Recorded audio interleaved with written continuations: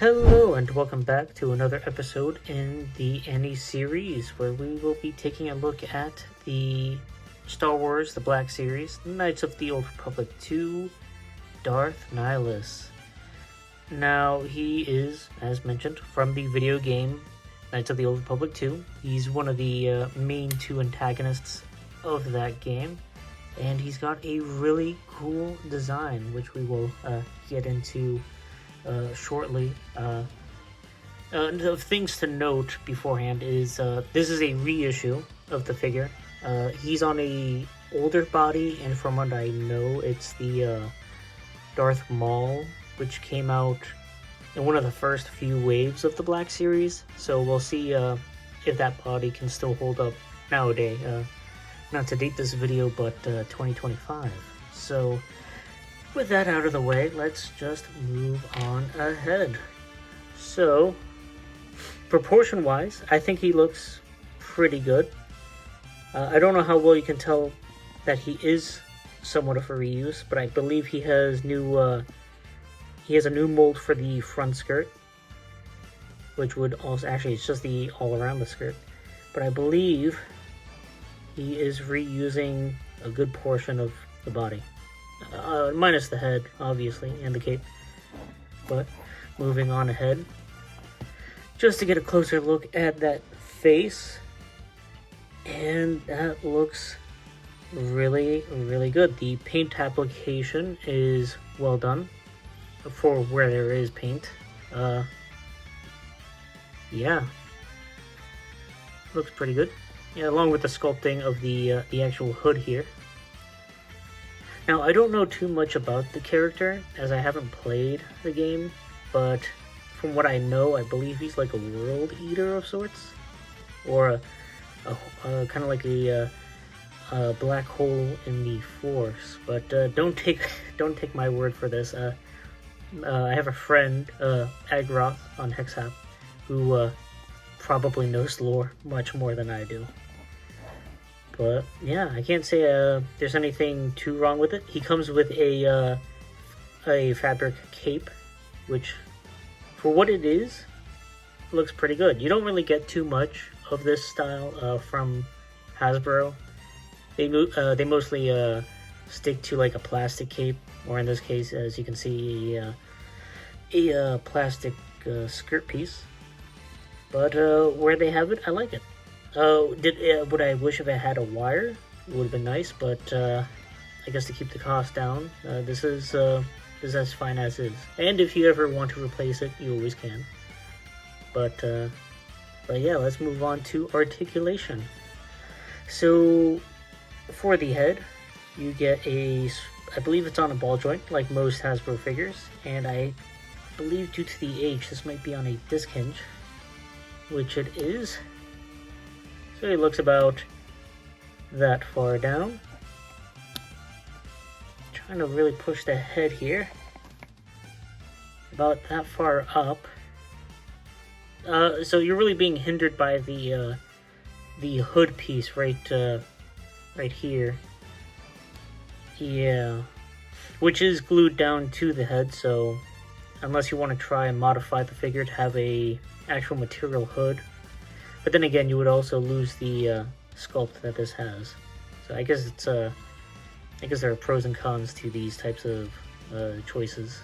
But with that, every ball joint can be a swivel, and you could rotate it 360.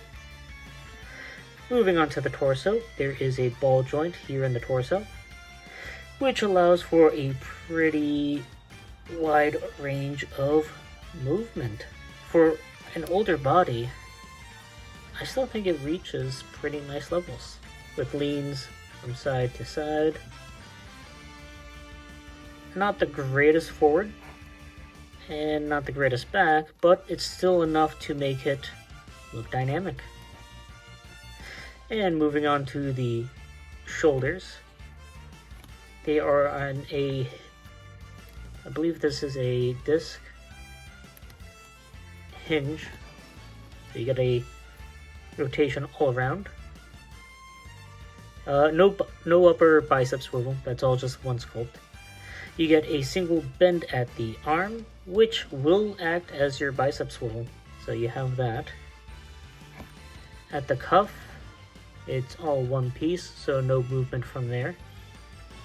And the hands are on a peg hinge, which is the same on, no, not the same on both. The hinge is different on the right versus the left. You get that far down and that far up. And with that, that covers the arms. Alright, articulation, I'm pretty sure you'll get what you need there. But moving on to the lower half at the legs. Again, as shown before, these are pretty movable. Do keep in mind, the way you'll have the legs will probably warp it, so yeah, just keep that in mind. I'm sure if you reheat it, it will go back in place, but you know, things to keep in mind. So here at the hips, we have a ball joint, which will move ever slightly more than 90 degrees forward. About that far back, if I can move his arm out of the way, that far back. That's being hindered not by the skirt, but by the sculpt of the back here, which, you know, you could probably, you know, fake it a little bit by extending it outwards, but it's going to look a little funky from the front angle. But, you know, it's all about perspectives. And you do get a cut at the upper thigh, which will allow for a swivel. A pinned double jointed knee, which gets about, I believe this is definitely more than 90. You almost get like a full bend, as much as it will allow the sculpt. Kind of a, not the greatest looking knee, but I mean, it doesn't look too bad, I would say. Yeah, if you bend it just right, I think it'll look passable, more than passable.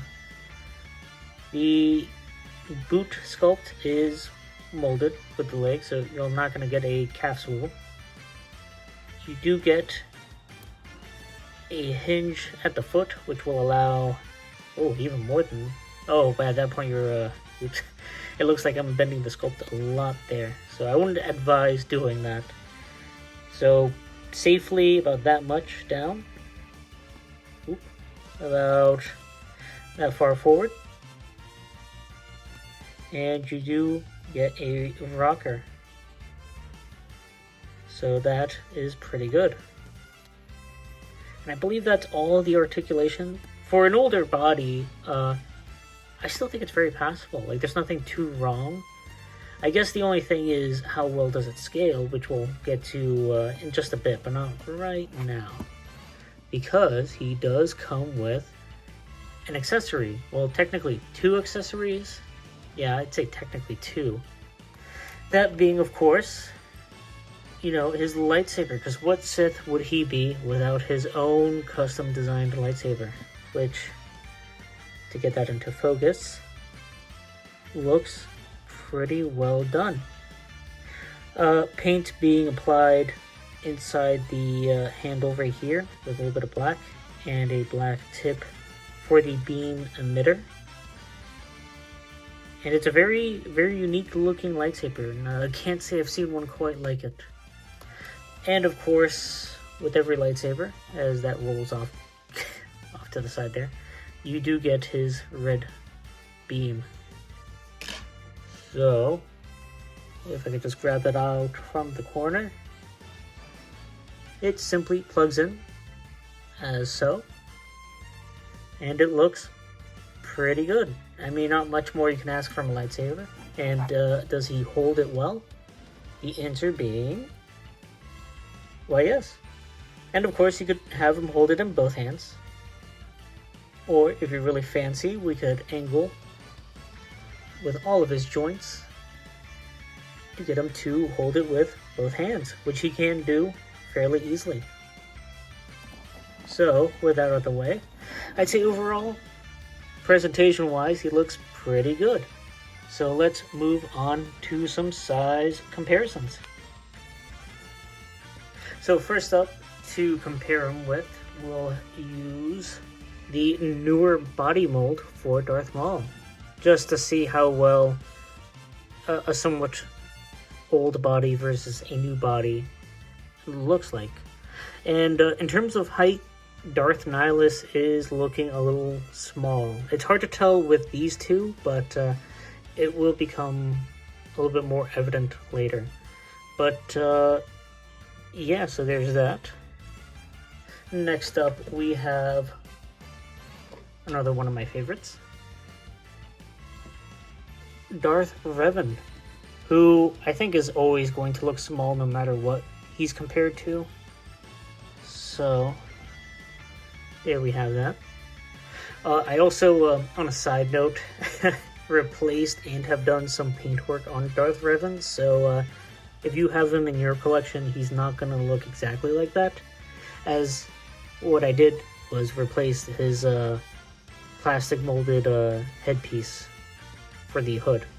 I just wanted it to look a little bit more natural. But with that being said, let us move on with another comparison, with that being Darth Malik, also from the Old Republic, who is just towering over Darth Nihilus.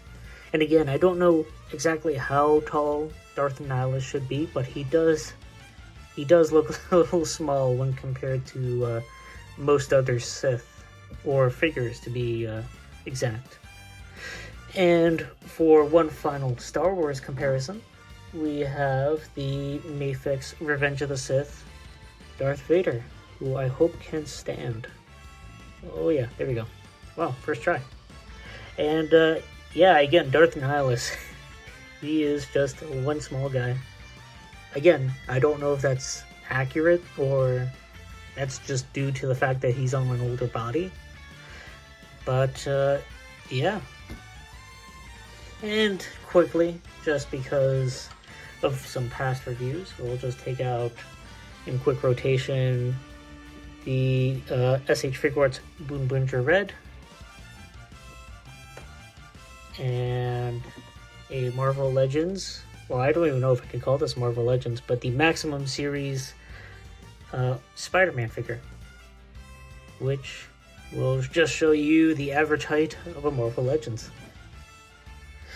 And also, last but not least, just to make Darth Nihilus feel ever so slightly better about his height, the SH Figuarts Reischauer, who will always probably remain to be the smallest figure in my collection in terms of 6-inch or 1/12 scale,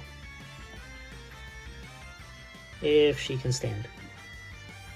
I just had her standing before. There we go. So there is that. But yeah, for overall final thoughts on Darth Nihilus, I mean, for a reissue, I think he's perfectly fine. He has paint where it most matters, but I mean, it's not that hard. He only really has two different types of black coloring to him, that being the gloss that you see on his boots, his cuffs, his gloves and belt, and this more matte style black. So it's not the most complicated figure. But if you have, for what he retails for, I believe it's around $20-25. I mean, he's a really good figure, I think. He has the articulation where you need him, and you can easily get him to a pose. If you don't mind the pinned joints in the legs, because I really don't anymore. I think I used to care, but not anymore. I like the articulation. It still works. And it's not too distracting, because again, it's either being hidden by that skirt piece, or you know, the fact that everything is one solid color, so you're not going to be too hyper fixated on it. But with that, I'm just going to throw him in a quick pose, and yeah, I think that's really all I have to say about it. A quick video of sorts, if I get him to stand here. Yeah, I would recommend him. If you liked Knights of the Old Republic, if you like Star Wars, you know, I'd say just give him a shot. And I think he'll be a pretty worthwhile addition to your collection. So, yeah, with that being said, if you want to see me live, me and my friends stream on HexHap. We build and paint Warhammer minifigs. If you want to see some gaming, I check out my friend Commissar Yoraki. He has a ton of content up as we speak. I was trying to match pace with him for a bit there, but man, he's pushing out that content. So I'd highly recommend checking his videos out. I think they're very well done, well edited. And with that being said, I've been Amano in the Red. Hoping to see you next time. Oh, and please like, comment, subscribe, or do any of those if you want to. I just want to, throw a comment more specifically. I'd like to get your thoughts on any of this. But yeah, hope to see you next time. Peace.